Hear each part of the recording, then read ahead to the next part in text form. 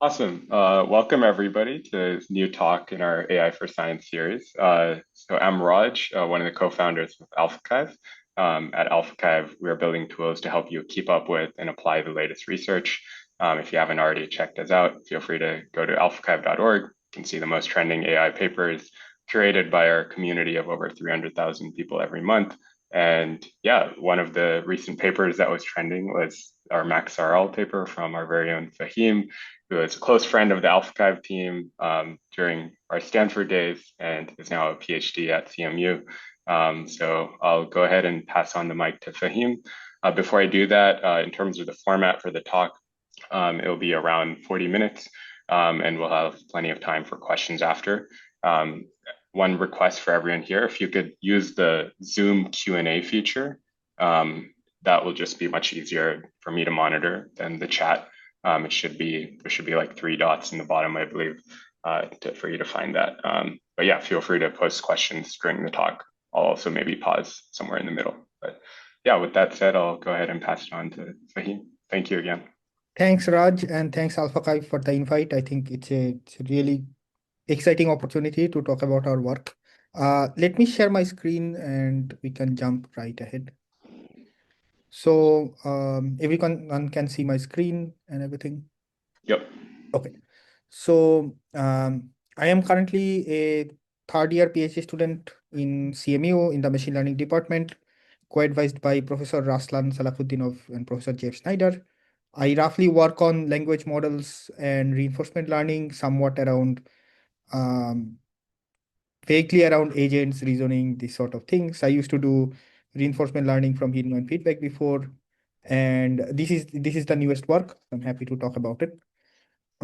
So the paper I'm going to present today is called Maximum Likelihood Reinforcement Learning. It's with this amazing set of co-authors. Let me go to the next slide. So roughly, the main part of the paper, or the main question we are trying to answer in the paper, is, are we optimizing the right objective in RL?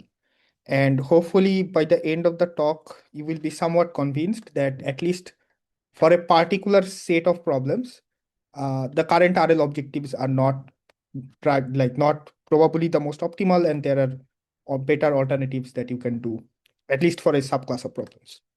So the talk is structured in this way. I would briefly give the introduction of the problem space that we are looking at. What is the main idea, or like roughly how does the entire picture look like? And then I would go into the main like meaty part of the presentation. So basically, the in this work we are mostly constraining ourselves to this particular set of tasks that is based on binary rewards. Uh, so what this means is that we are looking at correctness-based tasks, so reasoning, navigation, program synthesis, and they generally all share some common structure. So number one is they involve some stochastic generation. So you have a policy, you have to sample from the policy, like some sort of chain of thought, or like it might be different things that you sample, but you do some stochastic generation from the policy. You have a binary verifier, which essentially tells you whether the action you sampled is good or not, whether it's correct or incorrect.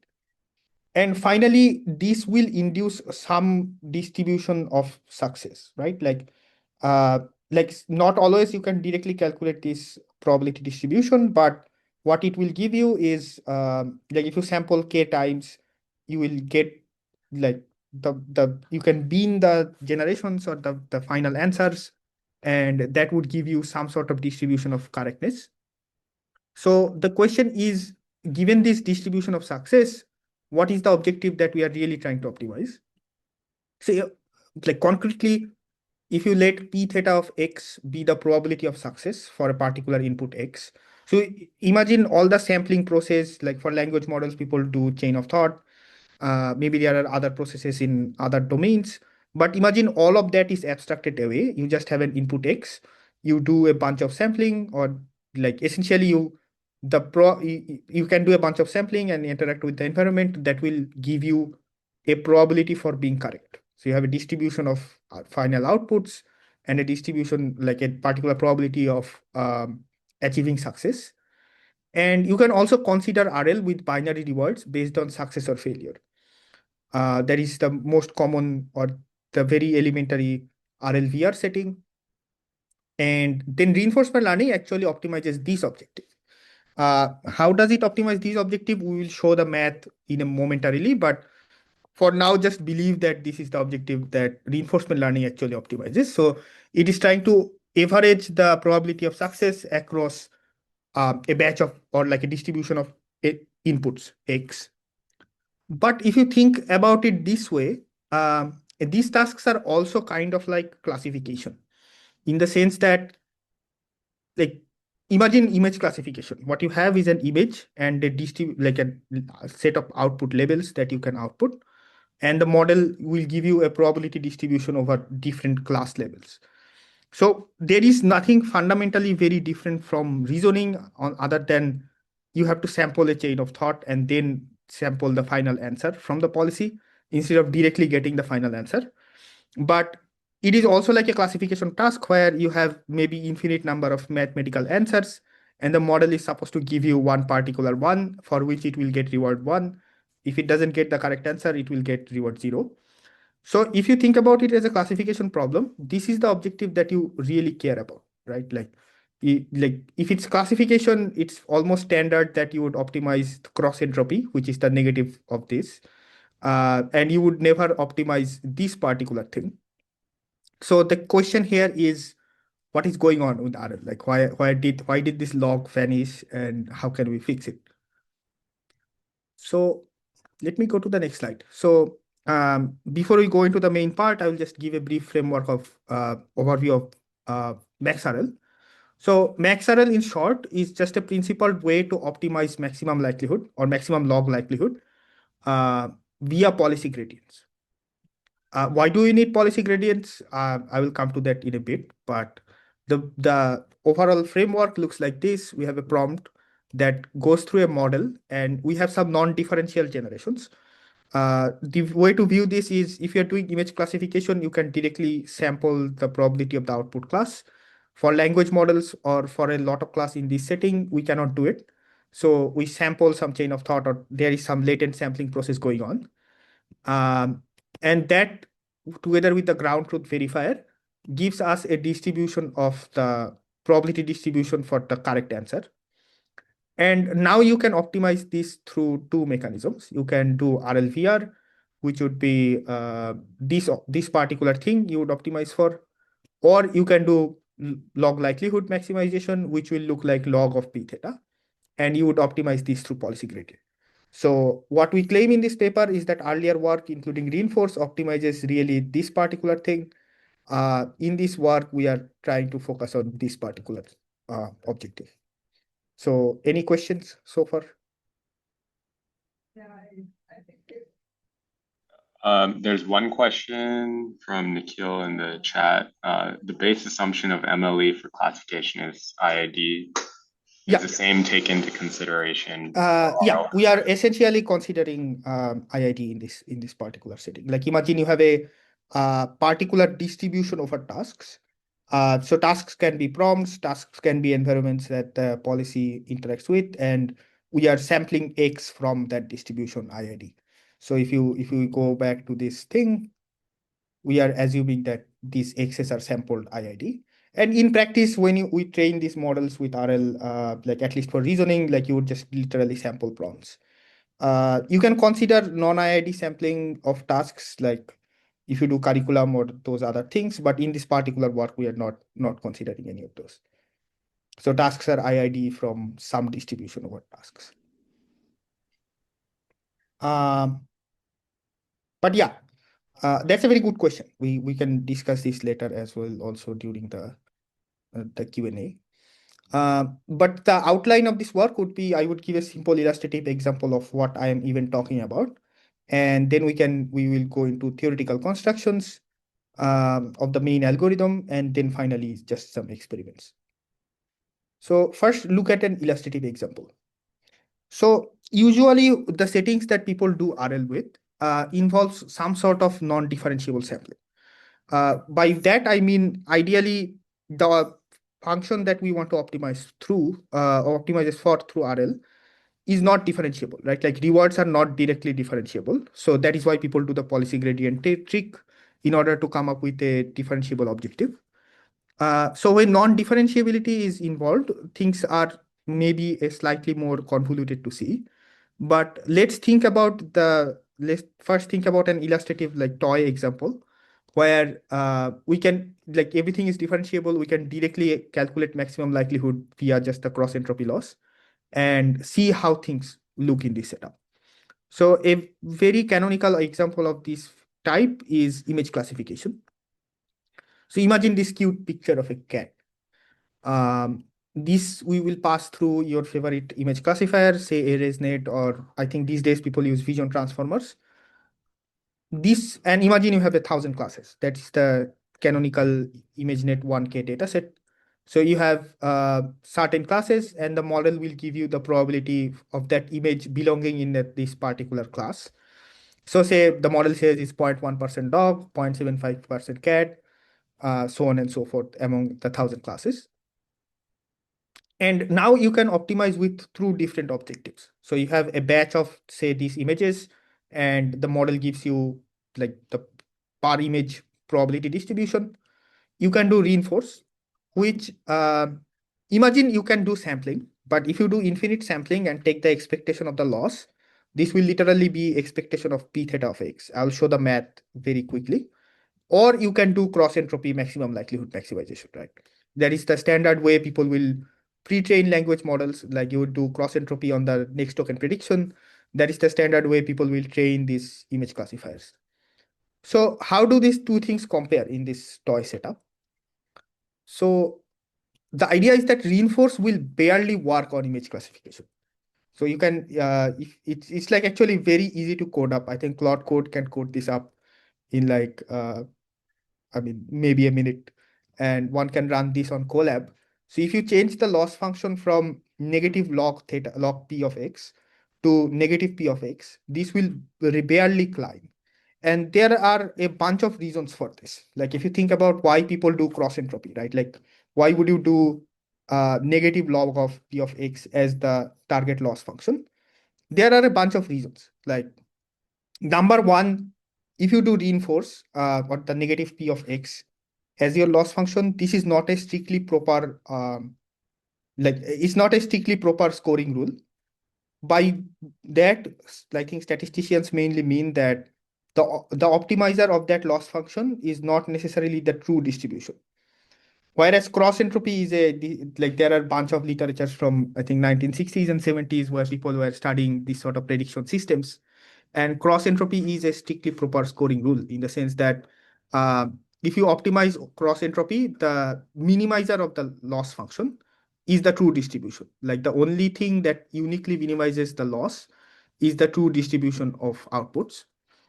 And there are like bunch of other practical reasons for it as well. Like so the reinforced loss or the population based reinforced loss has vanishing gradients because you have no pre-training here, right? Like there is nothing to uh, start on top of. Like we are starting literally from a randomly initialized ResNet 50, which essentially has pass rate of 1%, like sorry, 0.1% for each problem, right? Like it's 1 in 1,000.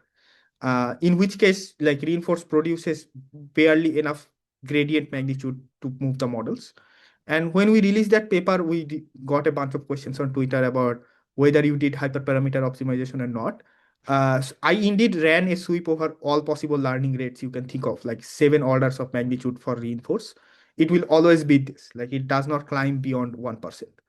You can switch from SGD to Adam, that will also not help. Like essentially, this is something that is very fundamental about even the beginning of deep learning, right? Like if you're trying to train an image classifier, you will always train it with cross entropy and you will never remove the log from the loss function.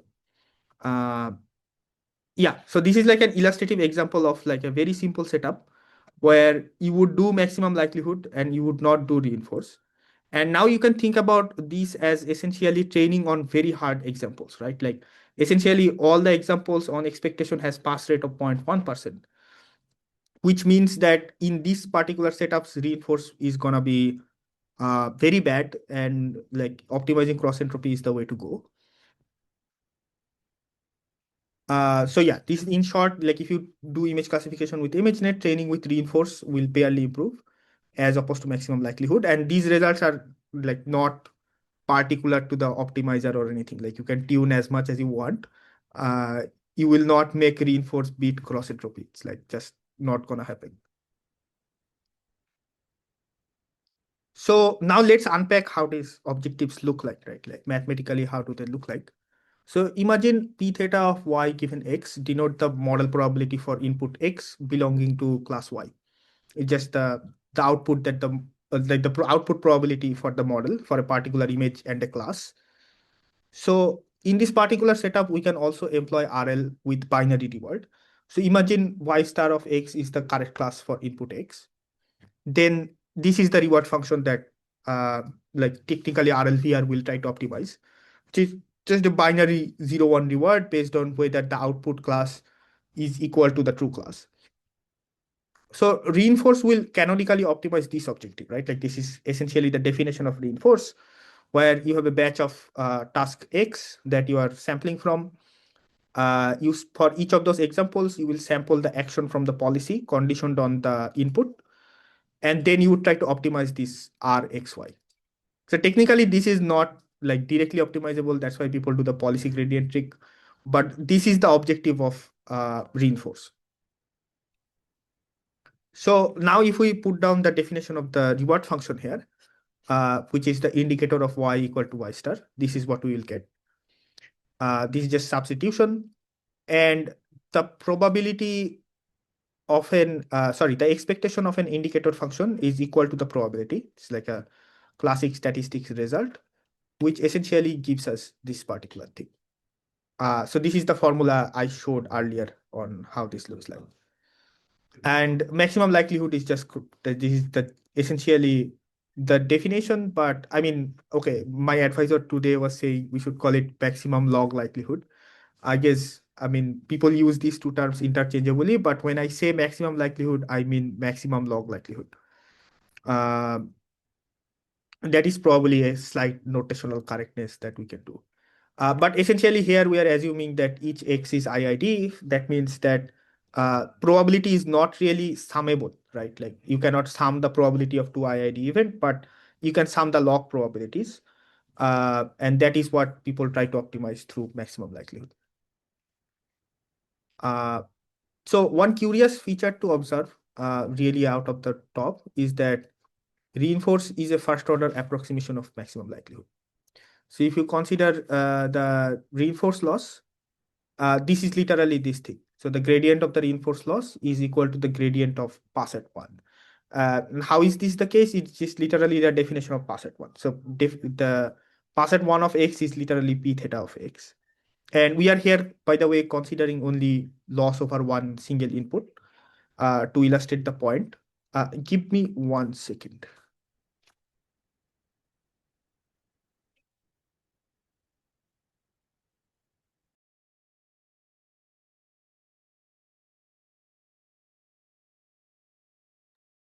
Sorry about this. My office door was open and there was some noise coming in. No problem. From current slide. So this is the reinforced loss. Like this makes sense. So if you look at the maximum likelihood loss, the gradient of that actually admits this expansion. How does it exhibit this expansion? I mean, the detailed derivation is in the paper, but in short, this is literally if you take the, give me 1 second. So if you take this output, so log p theta of x, and you expand it using a Maclaurin series, you will see that you can write it as this particular thing. So it is essentially you can interpret it as an infinite summation of pass at k objectives, weighted by this 1 over k term in order to make sure that everything converges. Yeah. So essentially what happens is when pass rate is very small, and we will see some empirical evidence of this near the end of the presentation, these higher order pass at k terms are actually what will drive learning. in the sense that gradient of this term will be vanishingly small, whereas 1 by k times gradient of say pass at 1000 or 2000 is going to be very large, and those additional terms are going to add up, and that is what's going to drive learning, which essentially means that this thing has some sort of an easier learning behavior or like optimization behavior. Fahim, just a So quick yeah, clarification question from the audience. Could you quickly explain the meaning of pass at 1 or pass at k? of course, of course. Sorry about missing that. I think the talk was tailored towards LLM RL people who are like more familiar probably. So pass at one basically means if you sample one rollout from the model, like if you collect one sample from the policy, what is the probability that it will be correct? And pass at k basically means if you sample k IID rollouts from the policy, what is the probability that at least one of them is correct? Does that make sense? Yeah, that makes So sense. pass at k is basically 1 minus p. If the p is the probability of the uh, at least one thing being correct, it would be 1 minus p to the power k, and you have to subtract it from 1. So 1 minus 1 minus p to the power k. Perfect. And then another question, when you say pass rate is very small, what do you mean by Yeah, that? we mean pass at 1 is very small. Okay, So these gradients can also be written in terms of gradient of pass at 1, right? Like, so if you assume k IID samples, then pass at k is 1 minus 1 minus p to the power k. So if you take the gradient of that, it will become k into 1 minus p to the power k minus 1 times the gradient of pass at 1. So what we basically mean is that if pass at 1, the gradient of that is very small, uh, or like if pass at 1 is also very small, then these terms will be like the smaller terms are basically vanishingly small, and you can calculate this out for a Bernoulli p random variable and see that this is true. perfect. Thanks. So okay, so next we go into the realistic RL settings with non-differentiable sampling. So the main question here is, why don't we optimize log likelihood in RL settings? Like what is new about MaxRL? The main thing is that most RL settings involve non-differentiable sampling. So like in image classification, what you have is you have an image, you pass it through a model, you get an output logit distribution, and you can directly calculate the probability of different classes from that output vector, right? Like you take the softmax and index into it, and you get the probability distribution. That is not necessarily the case for RL. Like most RL settings involves a sampling from the policy, like imagine generating a chain of thought, which is not directly differentiable. So log likelihood you cannot directly optimize. It's the same argument for why you cannot directly optimize p theta of x for RL, and why do you need to sample and to calculate the policy gradient loss. So in short, we need a way to optimize log likelihood via a policy gradient like algorithm. So that is where MaxRL comes in. So the idea of MaxRL in short is that it is an algorithm it's the principal algorithm that lets you optimize maximum likelihood or maximum log likelihood in a policy gradient manner. So, okay, so now we will go into the theoretical construction of our reinforce. And thanks, Raj, for keeping me in touch with the questions because I'm not seeing them. So if we go back to the previous slides, essentially what we have is we have a spectrum. In the leftmost side, we have reinforce, which is trying to optimize the gradient of pass at 1. So the gradient of being correct, like the probability of being correct with one rollout. And on the other hand, we have maximum likelihood, which looks like this infinite mixture of pass at k gradients. The problem here is that this infinite mixture of pass at k gradients cannot be computed with practical sampling budgets. And you can think about this very simply, that if you have an example where the pass at, say, uh, like pass at 1 is say 1 in 1000, right? Like imagine only 1 out of 1000 examples are supposed to be correct. How are you going to estimate it with 10 rollouts? Like it's practically not like you will not sample one correct rollout in, like you're very unlikely to sample one correct rollout within 10 rollouts, so you cannot estimate pass at 1024 with reasonable variance. So this thing is in practice necessarily not calculable. So what MaxRL does is it proposes a truncation order T and optimizes for this sum up till some higher bound. And the main contribution of the work is that we establish what this T is given a practical sampling budget. And what that tells you is that if you want a better approximation of maximum likelihood, you can just put in more compute. So if you put in more rollouts per prompt, then you can increase this T. And in the limit of infinite compute, this basically becomes the infinite sum, which is maximum likelihood. So it is a way of just putting more compute in and getting a better estimator of log likelihood. So how do we do this in practice?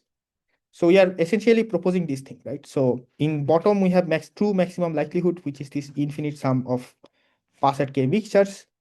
Uh, we are MaxRL is basically the truncated version of this. So if you truncate this sum up to some upper bound T, and this is already, by the way, giving us some compute controlled way of optimizing for maximum likelihood. So what you can do is each of these Passat K gradients can be optimized through earlier work. So I'm not going to go into the details, but there were some other papers like PKPO, and there are some other papers from last year, which tries to estimate how do you optimize for Passat K directly, say Passat 32 or Passat 64 or all these other terms. So if you take any of these other papers and estimate Passat 1, 2 up to T, and plug this in this equation, you will get an approximation of maximum likelihood. But we can go one step further. That is what we do in this paper. So this part is probably slightly trickier to understand, but the key insight here is that maximum likelihood objective can be seen as an expectation under the success condition distribution. So what we mean is our main result is this part. It's probably slightly harder to explain in slides. But in short, what it means is if you look at this function, this is the gradient of the score function, right? So you generate a chain of thought and you take the log probability of the entire sequence, which is an autoregressive chain of sequence, and you can calculate the gradient of that. And that is actually just supervised. Like, so the main thing is that these Z's, and it will be very clear in the next slide, these G's are sampled from the policy. Log m theta of z of x is the score function. You can take the gradient of that. But the key innovation here is that we only consider Z's that are successful. One intuitive way of thinking about this, if the math is a bit complex, it's not complex. You can check the appendix, the proof is pretty simple. Intuitively, if you have a prompt, and so what we want to do is we have a policy and we can filter the policy based on success, right? Like, say for each prompt, we can generate, I don't know, 1,000 rollouts and only take the correct ones. And somehow I want to mimic this correct distribution. So what you would have to do then is upweigh the harder examples or like upweigh the correct solutions for each prompt and try to optimize for that. Is there any questions? Like, I think this is slightly tricky to see if you are just reading it for the first time. I'm happy to answer any questions. We have a couple questions. Do you want to take them now or later? Like, what do you think would be helpful? I already asked Nikhil to unmute, but yeah, we can take a couple right now and then save most of them for Yeah. later. Okay. Hi, thanks, Raj, Hi, for Nikhil. unmuting me. My question for him is that you're comparing this MLE objective of classification and to the reinforced objective in the RL, where this is BON case, right? Best of n, or you generate n samples and whatever the best is, you're taking that into account. And then in your assumption of max RL paper, what you're saying that infinitely doing this compute is not possible. Let's be realistic and let's do it t times. So that Yeah. is exactly the assumption of base GRPO as well, like 8 times, 60 times, 32 times you do it and then calculate the average of the rewards. So Uh, isn't this very similar? the main difference is that you would have to do this success conditioning. It will be very clear in the next slide, actually. That's a very good question. I'm waiting for it. Yeah, okay, thank you. So that's a very good question. So essentially, what if you look at the theorem, if you like try to read it, what the estimator will look like is so n, as you have n number of rollouts, you have among them k is successful. You calculate this SI objective, and imagine the reward RI is the binary reward. This is just the notation. Then the objective is this, and the main difference here is this 1 by k instead of 1 by n thing. So if you look at Bayes reinforce, what it will do is it will normalize by the number of, so this is just for one prompt, by the way. You have an outer expectation over all prompts. So what this will do, what Bayes reinforce will do is it will normalize by 1 over n. Whereas you are normalizing by 1 over k, which means that if a prompt is very hard, you will outweigh that a lot more. So think about it this way: if you have 32 rollouts and one of them is correct, you will still normalize this particular gradient by 1 over 32, at least for Bayes reinforce. That will essentially not preserve the learning signal from that hard example at all, because you will downweight that, like you are averaging the gradient by 1 by 32. Whereas what this is doing is, if you have all, say you have a prompt where 30 of 32 is correct, then you are going to downweight that by 1 by 30. Whereas if you have only one correct, you will just going to downweight it by your weight would be 1.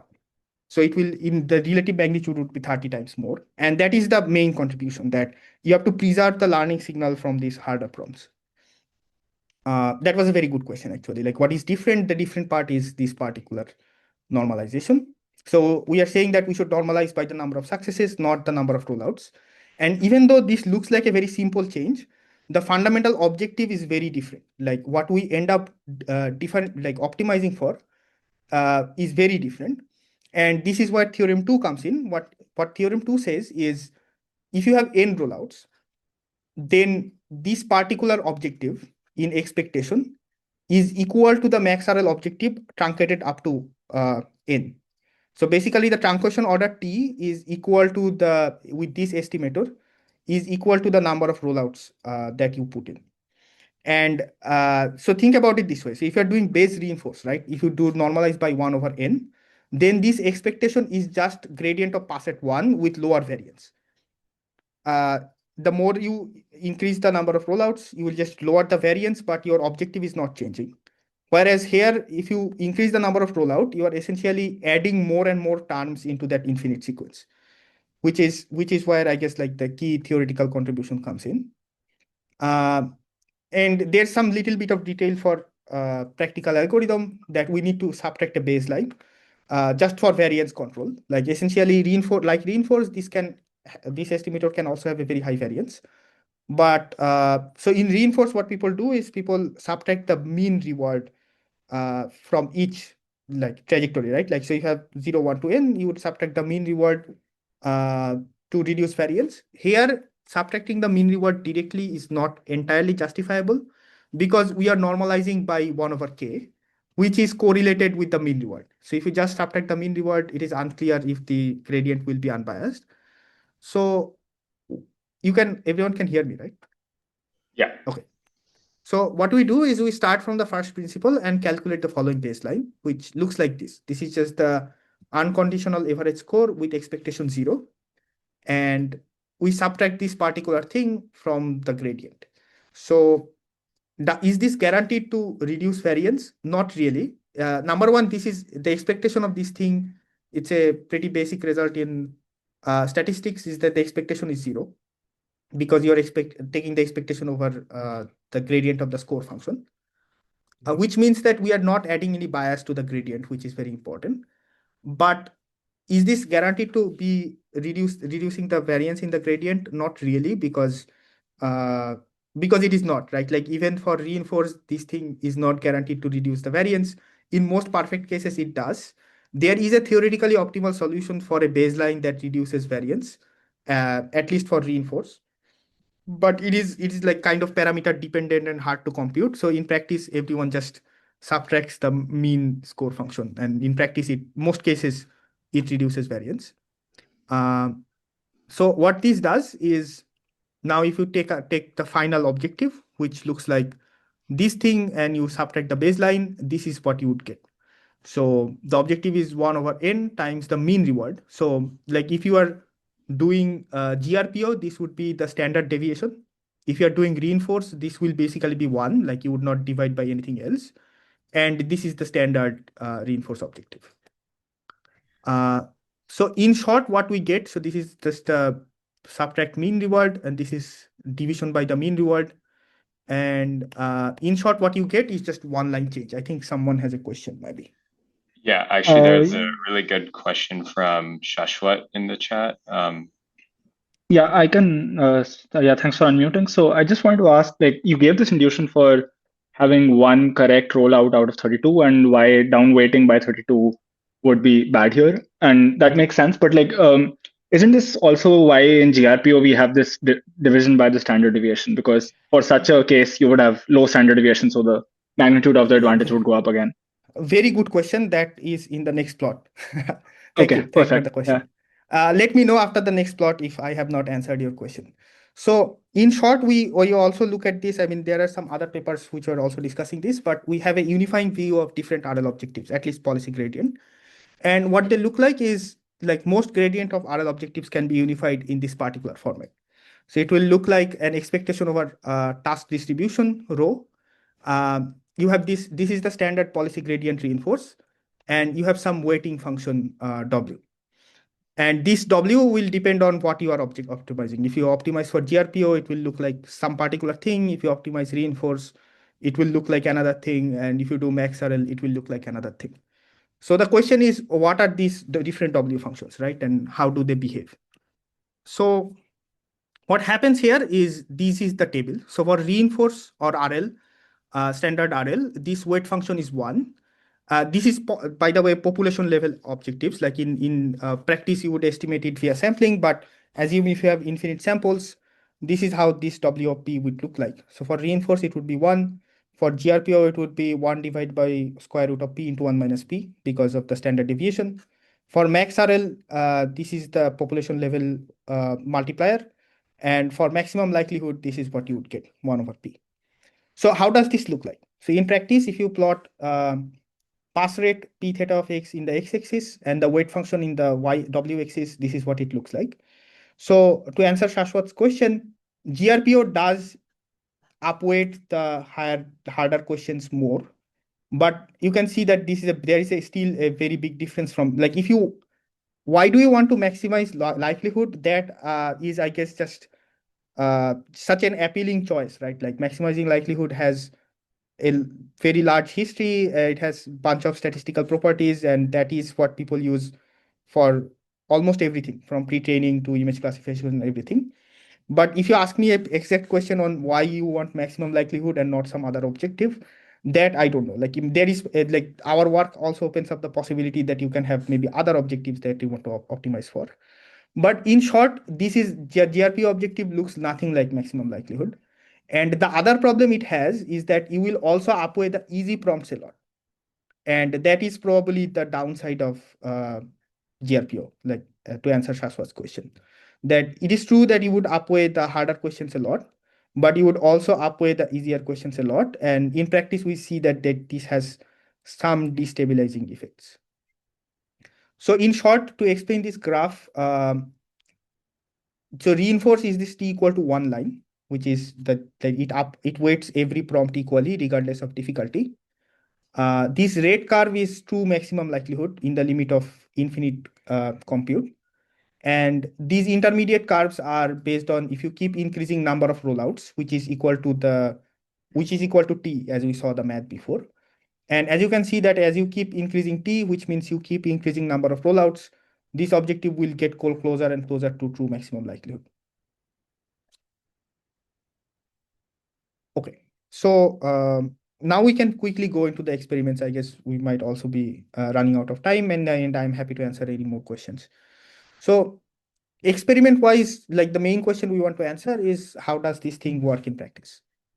So there are some interesting properties of MaxRL. Number one is, so if you think about basic reinforce, which is the classical RL algorithm, more rollouts mean less variance. So if you keep generating more and more rollouts, that is the easiest way to reduce variance.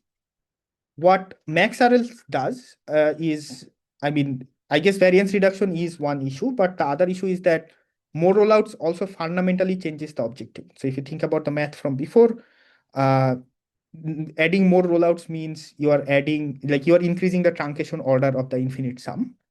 So the main questions we want to answer in this paper is how does MaxRL scale with additional compute? And we'll see shortly that if you have very little compute, then there are other alternatives that might be better. Like GRPO or reinforce, because they sharpen more on easy questions, can be better if you have like a little bit of compute and not a lot. And the final performance of objectives will also depend on test distribution. It will be very clear what I mean, but like one key takeaway is there might not be an universally based algorithm. It will depend on how much compute you have and what is the test distribution you are expecting. But overall, those are the questions we want to explore in the experiment section. So the first thing is we try these things on 4 settings. One is the toy or like didactic image classification setting. One is this infinite training data regime. So we just simulate a setting where imagine you are not bounded by training data, so you cannot overfit. Like you keep seeing unique data every time. Maybe you can still overfit. I guess this is different definition of overfitting. And you can also be in the data-scarce regime, which is the more practical setting where imagine you have a lot more compute than you have data. And how can you have a fixed data set and extract the maximum amount of intelligence out of it via doing training? And finally, some maybe not super realistic, but some coin-free experiments to seal the deal. So that is how the experiments are set up. So the first experiments are image classification, and these are the ones actually originally proposed by my friend here, Daman. Bro, just wave at them. So he's also a co-author on the paper, and I'm disturbing him right now, but it's okay. So the main idea here is this thing. So this is the setup we saw before. We have an image, or a batch of images, and we can calculate directly the probabilities. So originally we showed population-based estimates, so in the limit of infinite compute what you can have. Here we will study sampling-based estimates. So instead of having the population-based objective, we will have some sort of noisy sampling process. We will give rewards, calculate the true reinforced loss, and try or like different objectives, and try to optimize it and see how they behave. So nice thing here is that we can directly calculate maximum likelihood via cross entropy. So we have a gold standard of what you can achieve, and we can try to see if we can approach that. So this is the summary plot, and I have a nice video later, but the main idea here is that if you look at reinforce, the previous reinforce was population based. This is like practical reinforce with 1024 rollout, does not climb at all as we saw before. And this black dotted line is cross entropy / maximum likelihood. So that is like how you would actually train an image classifier with cross entropy. And MaxRL is, the interesting thing is that it grows. So it starts with, if you do only 16 rollouts, it's obviously not going to be as good because you are only estimating the first 16 terms of the maximum likelihood expansion. If you do 128 rollouts, it's already much better. And if you do 1024, which is, by the way, you can think of it as a random number, but another way of thinking about it is we have 1,000 classes in ImageNet, and at the beginning, the network is randomly initialized. So the average expected chance of success for each prompt, for each image is like roughly 1 in 1,000. So if you have 1024 rollout, you are almost guaranteed to at least get some learning signal for each prompt. But the nice thing here is that reinforce cannot use that learning signal. And it's precisely because of the question Nikhil was asking earlier, that you would just average that learning signal by 1024 and it will basically vanish. Whereas if you do MaxRL, it grows like it basically at a certain point, it will be as good as maximum likelihood. We do have in the paper comparisons with GRPO in the appendix. So I don't have them on the slides, but if you're curious, you can check it out in the paper. GRPO is somewhere in the middle. So GRPO is not completely bad as reinforce, but it's like will be somewhere around here.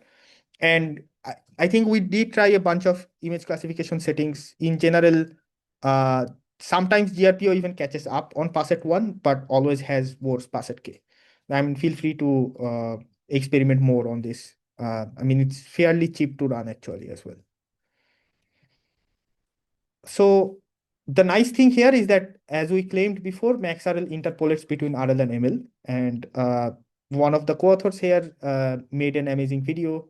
We can enjoy it for 10 seconds. So this is reinforce, maximum likelihood. And this is their performance.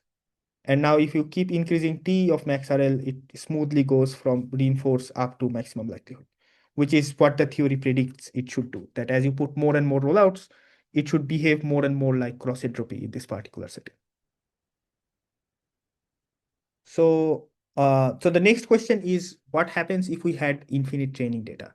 So this, I guess, is very hard to find in practice because I mean, I don't have infinite training data. So, I mean, this is kind of a theoretical setup of what if we had infinite training data, how would these algorithms behave? So we basically do two things here. First, we move to a more complex setting with latent sampling. So for image classification, there was no sampling involved, so we could do cross entropy. Now we will move to like all the later three sections use experiments where cross entropy can no longer be measured. So that is out of the picture. And here we consider a setting where we have infinite training data. So what we do is we work on procedurally generated maze navigation tasks. And I think we use Prim's algorithm or one of these algorithms to generate these mazes and throw away things that are like non-unique. So it's just 1 million unique training examples is what we use for the final training. So in short, we have like, this is how the mazes look like. We have a start state and a goal state. Uh, and what we train is a 3 million parameter transformer from Cohen2 architecture. So I think we tweak the Cohen2 architecture and just shorten it to 3 million parameters. And the maze is given as in text. So the model sees is not this image, of course. What it sees is the maze, the walls, and the free like spaces described in text. And it needs to output like, I think, up, down, left, right, these tokens that starts from the goal and ends at the, starts from the start and ends at the goal. And reward is given by whether the path successfully executes to the goal state. So we train on 1 million unique mazes and evaluation is done 1,000 held out mazes. So this is the main summary result. It's, I guess, maybe slightly harder to read at first. So I'll go through it slightly slowly. So what is happening here is that, so these dotted lines are base model's performance. And K implies what pass at 1 we are measuring. So this plot, the leftmost plot is measuring pass at 1. Then the next plot is measuring pass at 128. The third plot is measuring pass at 1024. And the fourth plot is measuring for pass at 2048. The idea of plotting minus log pass at K we got from this paper. How do large language monkeys get their power laws? It's also a paper from Stanford. I mean, what it essentially is showing is that you can see that at pass at 1. So here lower is better because we are plotting the negative log of the number. So at pass at 1, everything is much better than the base model. But as you keep increasing higher and higher pass at Ks, GRPO and reinforce is much worse because they show more sharpening around some fixed set of spaces and does not have as broad a coverage. Whereas for MaxRL, pass at 2048 or 1024, even pass at 128 is almost close to 100%. An interesting thing about reinforce and GRPO, if you look at the numbers carefully, these numbers are all the same. So pass at 1, the highest point, pass at 128, Passet 1024 and Passet 2048 are almost the same, which basically tells you that even when you have infinite training data in this particular example, reinforce and GRPO loses the model's ability to explore entirely, right? Like when would Passet 1 and Passet 1024 be the same? It will only be the same when the model has no entropy, or like essentially it has collapsed to a particular solution space and it cannot explore more. This also tells you that if you do more RL or more GRPO, it's not gonna improve in this particular setting, because it basically like pass at 2048. And so generally for RL, what happens is you sample say 32 rollouts and you try to distill that like policy back into the pass at one policy, right? But if your pass at 1 and pass at 32 is the same, there is like you are not gonna like generate a better sample by sampling more, so you're not gonna improve. Whereas there is still some gap between pass at 1 here and pass at 2048. So if I were to put 2048 rollouts during training and had infinite training data, so there is no issue of overfitting or anything, we can expect MaxRL to still keep growing. The next setup is probably where it will be more interesting. So here we do a more realistic setting where we have data scarcity. So imagine we have a fixed data set, but we have way more compute. So we can keep training on this data set for many, many epochs. So there is probably a practical setting in a lot of industry where you have maybe a fixed amount of data that you have collected until now and you have filtered it down to some good set of prompts. But you don't care about compute, so you can keep training until the model gets better. So the question here is how we'll do these things too. So in the paper, we do a 0.3B model and training on GSM-8K and evaluation on GSM-8K Platinum. By the way, now we have results on a 7B model. I think DeepSeek Math 7B Instruct. I had to spend 11 days training it. It's not in the archive version of the paper, but we see the same trends. So it kind of holds in somewhat much bigger models as well. So what we see here is that MaxRL achieves better final performance under data scarcity, but only if you put a lot of compute in it. So there's kind of a trade-off. In some ways, it depends on how much compute and what is the final thing that someone wants. So if you look at here, MaxRL grows much slower at pass at 1, but eventually converges to a higher performance level because it will have higher coverage.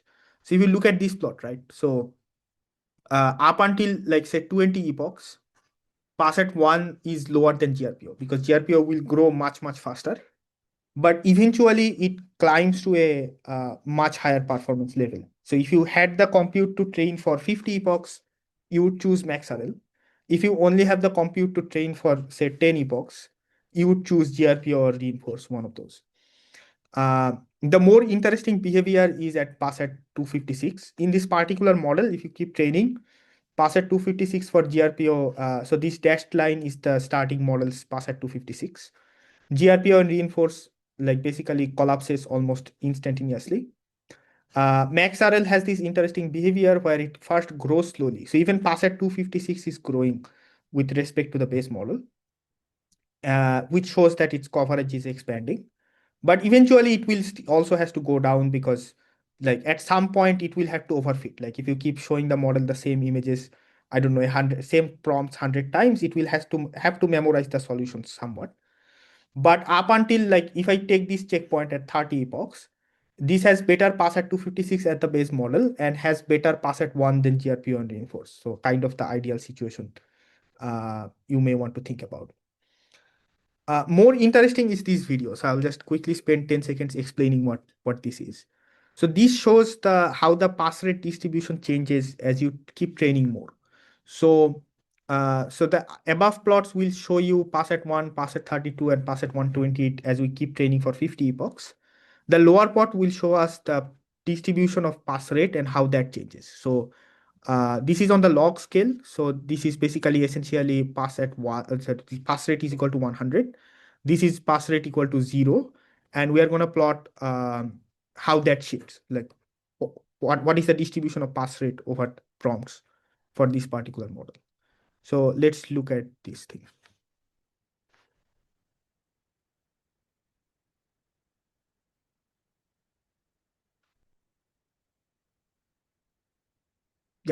So, I mean, the above plot we already saw in the previous picture, but what is interesting here is, I think the thing that's most interesting to me is that it tells me that there is maybe no universally based objective, right? Like, so here we are evaluating on the entire GSM-8K Platinum dataset, which has like 1200 prompts. But you can easily see that people might have different test cases and they would have to choose different objectives. So one interesting example, I was visiting Stanford last month and we discussed is maybe you don't want your model to solve the hardest questions, but maybe you want it to be really reliable on like 5 easy questions, right? Like maybe you are doing robotics or something like that, where it doesn't need to solve new problems or it doesn't need to expand coverage. What you really want is that you have, say, 5 problems that the model should do with 100% accuracy. So in those cases, you can see that GRPO is much better, which is also like kind of what related to Shashwat's question, in the sense that GRPO outweighs both the easiest and the hardest examples. So if you look at the questions with pass rate 1, prompt pass rate 1, then GRPO is much better. So these are the questions that GRPO can solve with like 100% accuracy. On the other hand, GRPO and reinforce kind of flat, like essentially has a bimodal distribution, where like this is like characteristic of whenever you're trying to optimize for expectation of P of X, because it's like linear in probabilities. So it will essentially create a bimodal distribution where things will get pushed either to the left or either to the right. On the other hand, what MaxRL does is it solves a lot of problems, like very few problems have pass rate 1. It has not zeroed out this entire distribution. So there is some coverage on all of this. And the most interesting thing is if you look at these prompts, so the number of prompts where pass rate is 0. So you do, I think we do 1024 rollouts for evaluation, or like at least 128, for example, because you're measuring pass at 128, and all 128 are wrong. So that fraction is much higher for GRPO and RLO, and much lower for MaxRL. So MaxRL at least generates some correct solution and it retains that model diversity. And you can do more interesting things here, like for example, you can, if you care about pass at 1 more, so what you can do is you can train for a certain amount of time with MaxRL to broaden the coverage of the model, and maybe then you can do GRPO to kind of sharpen on that coverage. If you care about it, you can also kind of do a temperature decay from GRPO to MaxRL. Like you start with MaxRL, and then as you keep training more and more, you kind of anneal into GRPO. So there are interesting things you can do depending on what is your test case, but this is basically I think like one of the most favorite plots that I have. So I have just three more slides, so I'll be quick. So finally, we want to see how MaxRL works on larger scale LLM reasoning. So we have two setups here, two models that we train. So we train a Coin 3 1.7B base model and a Coin 3 4B base model. And training dataset is this 53,000 prompts on mathematical task called Polaris. And in the main paper, we evaluate on 4 datasets: Beyond Amy, Amy 2025, Math 500, and Minerva. In the appendix, we actually do, I think, another 4 datasets like HMMT. We do HMMT, we do Amy 2024, we do,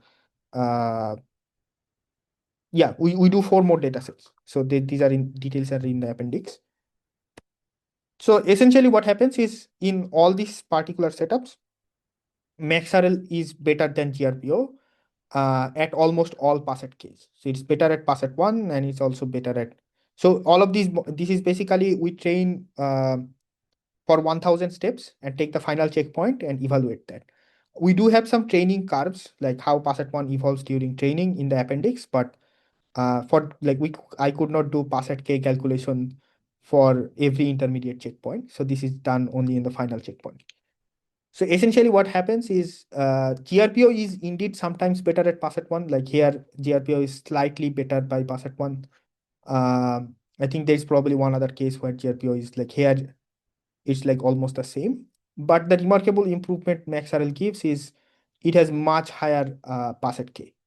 So we do see in some cases, which is also reported by one of the NeurIPS Best Paper Awards, that GRPO does harm pass at K for very high K values. So you have some degradation of pass at k, at least in this particular base model and this particular train and test distribution. I'm not sure if it's like a general formula, but it does happen in these cases. MaxRL doesn't show that, and MaxRL is like better than both the base model and GRPO in all of these cases. And if you measure the inference efficiency, which is basically measuring in order to achieve this pass at k particular value. So for assume this is like 60, 70%, 75%, sorry, this is like 55%. GRPO requires 4096 prompts, sorry, 4096 rollouts. How many rollouts does MaxRL require? It requires 16% less. So in general, MaxRL gives up to 20x like sampling efficiency in order to achieve the same performance as GRPO. I'll just finish with these two slides. They are my favorite. Again, the first of them is thanks to suggested by Daman, and the last one is a different plot. But the main idea of this prompt is plot is that we are plotting, we are making a scatter plot where x-axis is pass rate and y-axis is the gradient contribution from that particular prompt. So imagine you have a prompt, its pass rate is 0.6. You do Monte Carlo sampling from the policy. This is with Cohen 2.5, 1.5b instruct, I think. And you estimate the gradient norm of from that particular prompt. So what you see is basically for reinforce, most of the gradient is concentrated around here. And it's also relatively low norm. So it is like, see, reinforce doesn't create gradient norms above 50 in this particular setting. For GRPO, it is 100. And for MaxRL, it is 150. And MaxRL also has this nice trend where if your prompt pass rate is 1, then the gradient norm is almost 0. And if your prompt pass rate is 0, then gradient norm is very high. And one important thing to understand here is that a specific gradient norms don't matter, right? Like ideally, people use optimizers these days like Adam or Adam W that will do some sort of normalization uh, over the gradient norms or like learning, like it does some normalizations itself.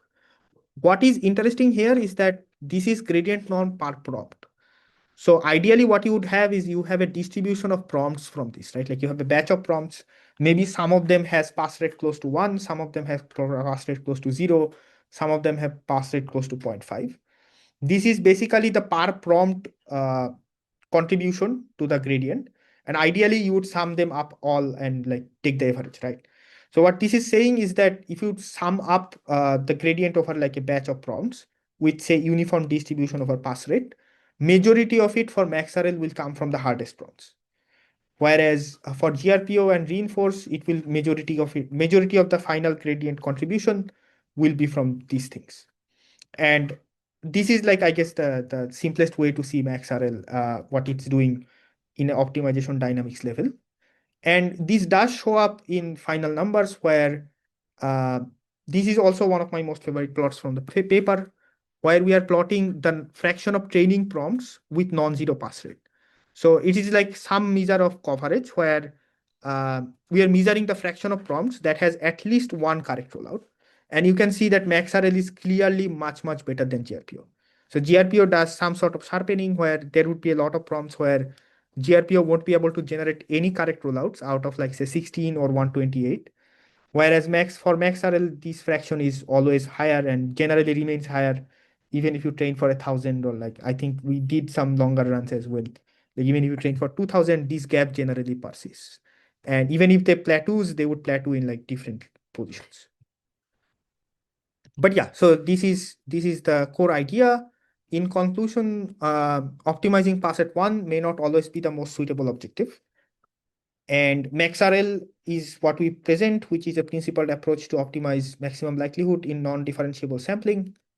And MaxRL scales better and shows less diversity collapse, at least in the particular setups I have experimented in so far. And the most important future directions would be extending this to non-binary reward, because most realistic language model training or like other trainings are generally not binary 0-1 reward based. So that is something we are thinking about. Understanding the effect of the training and test distributions can also be very important. Like, as I said, like what is suitable objective also depends on what task you care about downstream. We can also think about other like directions like extending this for multi-turn, or all the experiments in this paper are done fully on policy so as to not fall into reviewers' questions like why don't you try CISPO, why don't you try GSPO, or like 100 other different variations for how to do the off-policy clipping correctly. So I mean, we don't have compute to try all of those, so we just did everything on policy. But how would you extend it for off-policy? Or if you have 1/k, say the number of correct rollouts is very small, you are doing 1/k and you are doing this for a very off-policy trajectory, things may become unstable or blow up. So how do you change clipping there, or how do you figure these things out? That can be an interesting question. So these are all important future directions. Yeah, so that is the end of the talk. Awesome. Thank you so much, Fahim. That was amazing. Yeah, there are a lot of questions. Actually, Shashwat posted some in the chat. Are you still Yeah, here? happy to go over them. Give me 1 second to pick up my. Okay, I can pick it up later. I had thank you so much for the talk. It was amazing work. I just had like some follow-up questions on the comparison to GRPO. Yeah. So I think one thing you said was that it's bad to upweight the negative gradient in some sense on the wrong rollouts for easy questions. And Sorry, I'm did I say that? so no, what you said precisely was that GRPO also upweights the easy Yeah. questions. And in some sense, to me, that's like the part that's being upweighted on easy questions is the wrong rollouts getting the negative gradient, because the correct rollouts are mostly still like it's fine to upweight them. So so why do you think that it's bad to I upweight wrong would rollouts on easy questions? slightly disagree with the negative gradient terminology. Okay, I mean, this is something we can discuss offline as well. So I used to work on, like, I did write one paper on negative gradients at some point. My current view is that, like, ignore the 1/sigma upweighting, all of those things. Uh, Technically, there is no negative gradient, right? Like, I mean, in expectation, the gradient is the same. Like if you subtract a baseline that is independent of the samples, in expectation, the gradient is the same. All you do is reduce the variance. Maybe negative gradient was the wrong word. I just meant like like downweighting the wrong I rollouts. mean, I think like downweighting, upweighting, I'm not exactly sure how it looks like at the optimization level, but I Mhm. do think that if you spend a lot more, like ultimately you would take only one gradient, right? Like you would have a batch of prompts and each of the prompts contributes some component to the final gradient. You are summing them up and taking one step in that direction.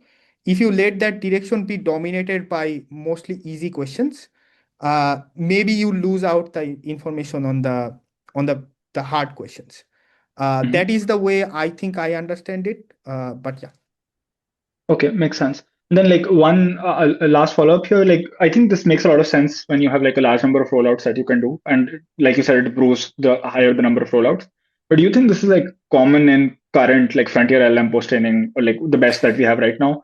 In I the sense that mean, I know you can't hypothesize, but like what I would imagine is more realistic is like you want to add more diversity to the inputs right now, because post-training, like we are doing it on a small set most probably uh, right now, and then you rather yeah, I spend the mean, inference compute on I inputs than rollouts. I don't know. Again, I cannot hypothesize, but I do agree. What I've heard from friends is that people are spending more and more compute in post-training, right? Like, I mean, in Mhm. some places I've heard that post-training compute is like now comparable to pre-training compute, which is a crazy thing. But I do think that if you have an algorithm, by the way, like that is it's unclear to me how, say, if you are training a 1 trillion parameter model, how would these things would even look like, right? Like I have Mhm. heard from friends that for very big models, people generally don't even observe facet degradation, or those sort of things Mhm. don't occur. But the long story short is, if you do have an algorithm that scales better, and I tell you that if you spend 2x more compute, it is guaranteed to get to a higher place, Mhm. I'm pretty sure people would do it. But yeah, so how does it work at frontier scale? That is, I don't know. Like the answer is I can't hypothesize. Yeah. Yeah. Okay. Makes sense. Yeah. Thank you so much. Cool. Yeah, quick question. I guess two quick questions for me that I think audience might find useful. One is, I guess, could you explain the intuition of why pass at K degradation happens with like GRPO or like for me that's not entirely intuitive of why that even happens. Like what is the failure So, mode there? so GRPO is, I guess, harder to conceptualize. Like I have spent some time trying to wrap my head around GRPO. I think I've never made progress. Like GRPO is actually optimizing a very weird function. Like if you look at what GRPO is optimizing, it is arc sine of square root of P of X. I see. Like if you take the derivative of that, then you I get see, I 1 see, I over see. square root of P into 1 minus P into whatever that is. So how does that even behave for different problems? It's hard to understand. But reinforce is probably more canonical and easier to understand. So for reinforce, I think we had some toy models where if you do have under parameterization, like say your model cannot fit all the modes possibly, then you would somehow try to feed Oh, I things see. that will uh, like what all the training wants to do is to reduce loss, right? Or Right. like optimize better. So if you don't have enough parameters and it's somehow easier to move mass from harder questions Yeah, to I easier see. questions, Right, right, right, and right, right. that is what it will do. Okay, no, that And what makes sense. MaxRL does is it just forces it to not do it, right? Like you are Right. forcibly upweighting the harder questions. So you are saying you can't do it. Right, right. And this was your graph where the distribution was not as sharp Yeah. with MaxRL. Right, okay, makes sense. And then I think one more thing that might be useful is uh, I guess like a big part of MaxRL is mentioned is like you have these like success-based like estimators for these Pasek gradients. Like in the non-binary case where it's not clear like what success is, like I know this is a future direction thing, but do you have any initial thoughts on what If that might I look like? say initial thoughts, Daman is gonna kill me Oh, because I see. Okay. maybe I am gonna like release his thoughts. No, Okay. no, I mean I think it's a good question, Yeah. and so I think like what we were trying is that there are a couple different ways to actually extend MaxRL for non-binary rewards. Like you can even think about MaxRL as kind of like a Kale optimization from a certain distribution to another distribution. And that is one way of thinking about MaxRL that gives one particular extension towards non-binary reward, which basically looks like I think online RWR kind of. Uh, there are other directions you can extend in. So the nice thing about MaxRL is that in the case of binary reward, all those extensions kind of collapse to the same objective. Like I think Right.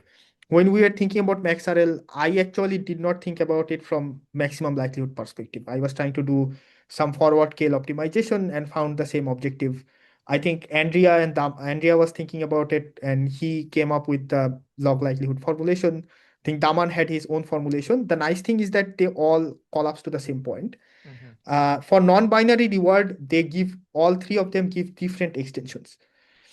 So it's unclear which one of them is the I see. best, if that makes sense. Like I there see. are many different ways you can kind of conceptualize. Like for example, pass at k you can like conceptualize as best of k, right? Like Right. if you do k samples, what is the best reward you will get from a continuous reward perspective, and try to optimize the sum of those values and see what you get. That is one way. The other way is to think about it from a KL perspective.